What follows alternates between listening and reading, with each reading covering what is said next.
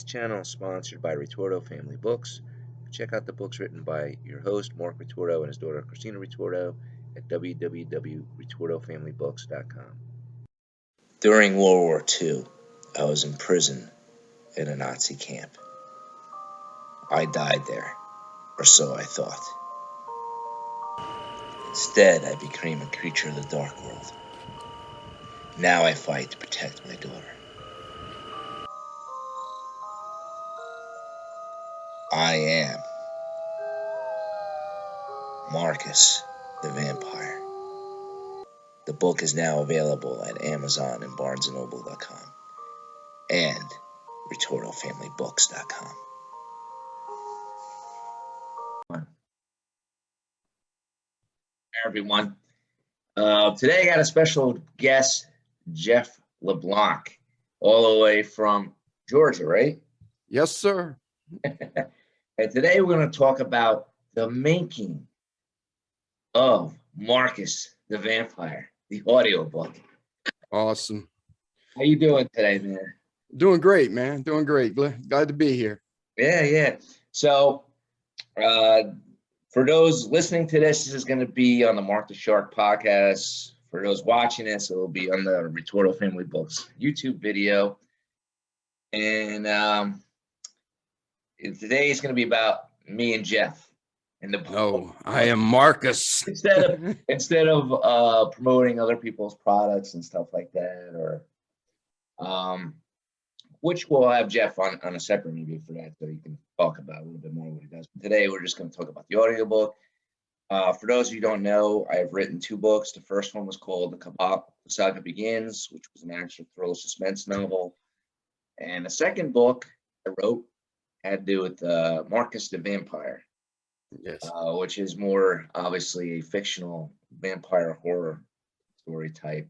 And to give everybody the gist of the story is that it takes place during World War II in Germany, and this particular person, Marcus, for some people don't know, not only were a lot of people of Jewish descent persecuted by the Nazis, but also a lot of gypsies, or as they like to call themselves, Romanis. So yes. During the whole process, I figured, when I found out that, gypsies or Romani people were also persecuted, I'm like, whoa, that works great, because I wanted to write a vampire book, because they're always in vampire and werewolf books, right? Werewolf, yeah, everywhere. Exactly. And I'm like Nazis, and I know the Nazis also like to experiment on people. Mm-hmm. So I thought it was pretty interesting. So he turns into a vampire because his grandmother's a witch. Correct. Yeah. So I thought it was a pretty good story, and he gets experiments done excellent, on him, excellent. And the other Nazi guy that he butts heads with turns into a vampire, and I kind of left it as a open-ended book. Eventually, I just haven't had time to. I want to turn it into a series. I guess got to excellent. Sit down. Excellent. I started the one for the Cabal, but anyway, so during the whole process, I always try to make an audio book, because it's another media that you can use to sell and make money and promote your book and your story. Excellent. Yeah. So I found Jeff. For you guys who don't know, if you're interested in making an audio book, Amazon. Yeah. Everywhere. Everywhere. Does everything, almost everything except brush your teeth in the morning. I mean, they have everything. Give them time. yeah, right. They're doing food shopping and everything else. Man. I'm surprised that they start making cars and they make movies. And anyway, so during the process of making the audiobook, I went through what's called their ACX service, and you got the option of either doing pay the person outright or royalty share. I chose royalty share because I didn't have to pay out of pocket. Right, exactly. Smart. and different narrators. I think that's what you're referred to, right? Or narrator, they call it producer, but it's really narrator. I always forget which was which. I didn't know if I was the producer or you were the producer. So Jeff is the producer. Right. So I found him, and just so everybody know, I had a hard time finding people. People audition. One guy actually, before you, Jeff, he actually finished the book. Right. But he never did the edits that ACX wanted them to do for quality control. So I had Right. to Yeah. go back into it.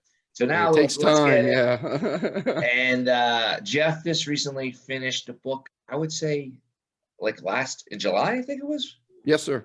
Yeah. In Yeah, July, yeah. and then So went it's back been, through the edits a couple of times to make sure it was what you wanted. yeah, yeah. And yeah, so it's on for sale for everybody who's interested. It's called Marcus the Vampire, The Dark World Chronicles. It's available on Amazon, iTunes, and Audible. And if you have an Audible subscription, I think it's like $10 a month. You get to listen to as many audiobooks as you want. You don't have to pay for it. It just comes out of your normal subscription fee. So getting to Jeff. Yes, sir. Yeah. So how did you like working on the book? It was a great experience, honestly. You could tell right from the start when you were writing it, it was a family led event there, and you could tell that you put your heart and soul into it. So yeah, I read that. When I read it, it was like, yeah, this is cool, man. Let's get this going on.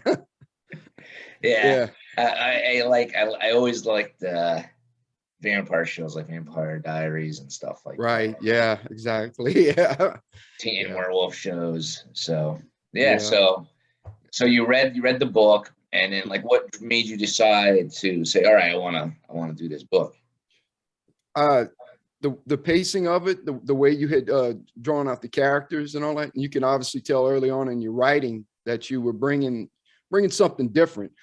The whole bringing the Nazi angle to it, and then coming back with the it was different. It wasn't like your normal coffin vampire. It was something that was going to be that was going to be eye catching, and then the concept itself, bringing integrating several different mythologies was excellent. You had your witch mythology coming in along with the werewolf, and then the vampire, and it was just a little different. So it's like, yeah, why not? Let's roll with it.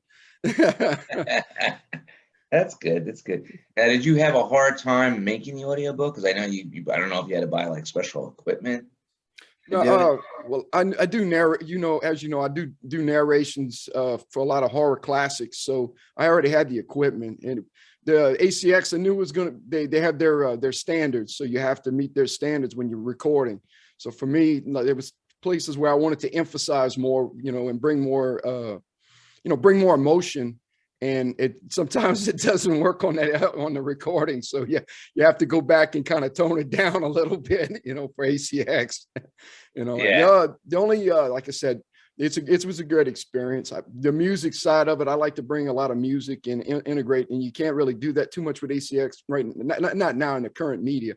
They like to bring their own stuff in, but I was like, yeah, this is cool, man. Oh, you mean like adding like potential background music? Yeah, I wish, that would be like think about like when you were a kid.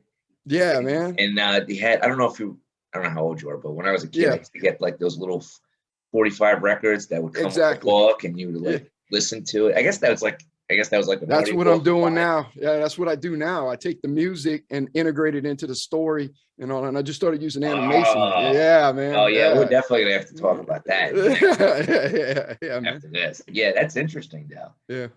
Yeah.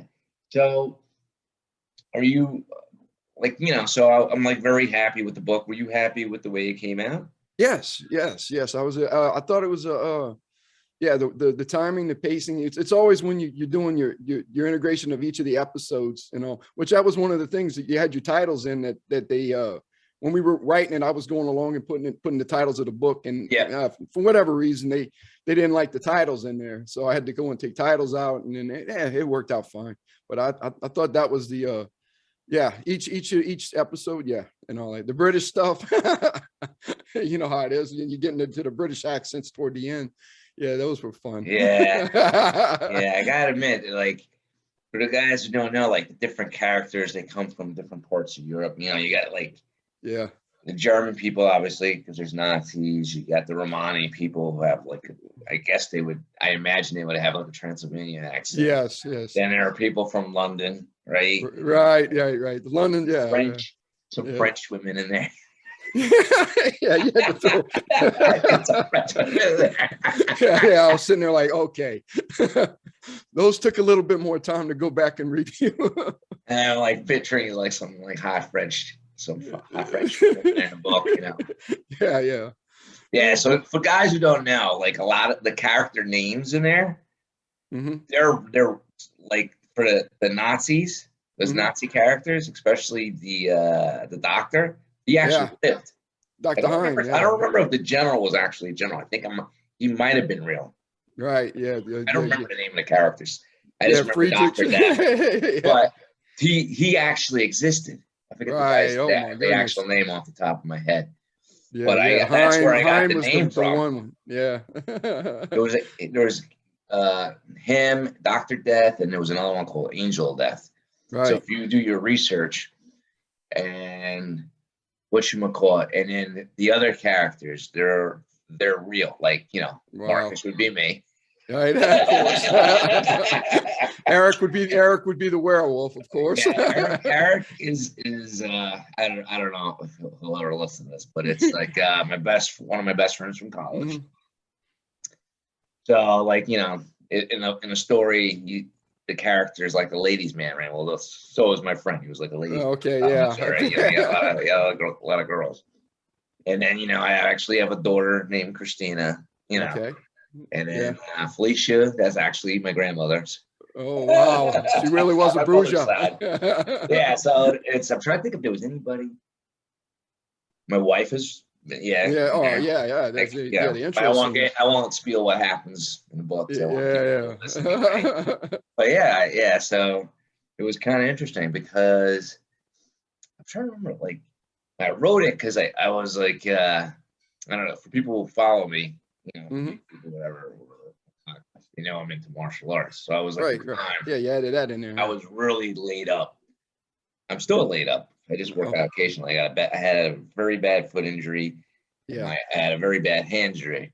No, boy. And at that time, I was just done with like MMA, a ball. And I'm like, you know, I got another book in me, and I like the vampires. And I'm like, all right, I'm trying to deal with the change of whether or not I'm ever going to be able to compete in jiu-jitsu again. So this guy's like going through change, but obviously it's more life altering, more life altering, right? He's like getting prison in the Nazi camp, getting tortured, you know, friends and families get killed off. But you know, I just ran with it, and then I don't know, I thought I left a pretty good opening there. I really do got to sit down and write that book. Right. Yeah, man. I mean, I don't know, like, how busy do you just, like, I'll ask you now, and I'll ask you in the next thing. So is this like your side gig, right? Narration, or is it your full time? I'm pushing and transitioning more to doing this full time now. And I'll spent, you know, years doing safety and stuff and paramedic internationally. And now I'm just transitioning more to just writing. Okay. Yeah, and ghostwriting too. I do help out with. Oh, really? Yeah, brother. Oh, well, yeah, man. You definitely that I could use a ghostwriter. There you go. We'll actually talk about that in the next. Excellent. But this way people get an idea, like, if they want to do it. But yeah, man. So I was like, the reason I want to ask that is because, like, you know, life, like, you got your day job and you got your stuff that you're passionate about, which is for you, I guess it's being a producer of audiobooks and ghostwriting, right? So it's kind of hard to find that balance, right? So it's like, yeah. I know how it is. Yeah. And when you're writing, you gotta write. All right, you know, you get the idea. We'll try to take that idea and spread it out over 300 pages. Right. And make sense of it. Right. Exactly. Yeah. Then when you're done, try to make work in terms of grammar, spelling. Yeah. And then the ebook, doing ebooks is not that bad. You just upload, right? Right. Paperbacks are a bitch. Yeah, man. Yeah, you got to format it a certain way. You got to do the book cover. Yeah, if you get that all wrong. Yeah. And then you go back, you got the book all written. You've written this 400-page novel, and you go back and you realize you got to go and edit 2 words in it, you know. Yeah. It's not that easy, man. It's not that easy. No. Yeah. Well, Jeff, I'm glad that you were able to make this. For people who are watching this will be, you know, on Ritorto Family Books, and it'll also be on my podcast for guys who are watching this on YouTube. I got a podcast called The Mark the Shark Show. This will be Excellent. featured on there as well. All right. Yeah, All right, awesome. Jeff, it was great. Great talking to you. Everybody, we'll be back after a short break.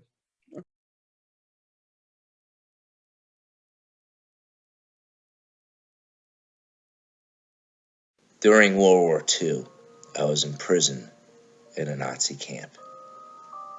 I died there, or so I thought. Instead, I became a creature of the dark world. Now I fight to protect my daughter. I am Marcus the Vampire.